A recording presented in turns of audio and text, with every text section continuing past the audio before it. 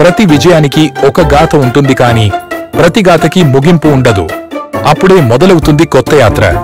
ప్రాచీన ఆలయం గది తలుపు తెరిచినప్పుడు చీకటి అతని చుట్టూ కమ్ముకుంది. వీరక్ చీకటి శక్తుల రూపంగా మారిపోయాడు. ఇది చివరి పోరు, కేవలం బలంపై కాదు, ఇది నిజమైన కర్తవ్యంపై పోరాటం. గది లోపల వెలుగు మరియు చీకటి ఢీకొన్నాయి.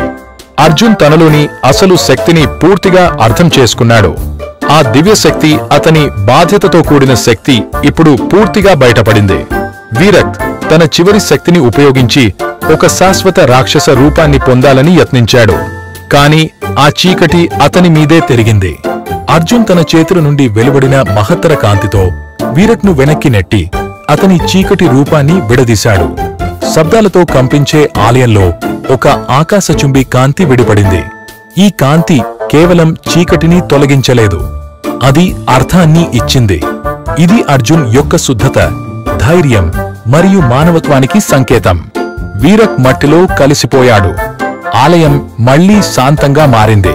చుట్టూ గాలి స్వచ్ఛంగా వీస్తుండగా వెలుగు పరవళ్లు తొక్కింది. ఈ పోరాటం ముగిసింది. అర్జున్ ఆలయం వెలుపల అడుగేశాడు. కొత్త ఉదయం ఉదయించింది. అతను ఇప్పుడు కేవలం ఒక బాలుడు కాదు, అతను ఒక నాయకుడు. అతని చేతుల్లో ఇప్పుడు శక్తే కాదు, బాధ్యత కూడా ఉంది. వెలుగు పునఃప్రారంభమైంది. అర్జున్ నడక కొనసాగుతుంది. ఎందుకంటే నిజమైన శక్తి, ఆత్మాభిమానంతో ఉండే శక్తి ఎప్పటికీ ప్రయాణిస్తూనే ఉంటుంది.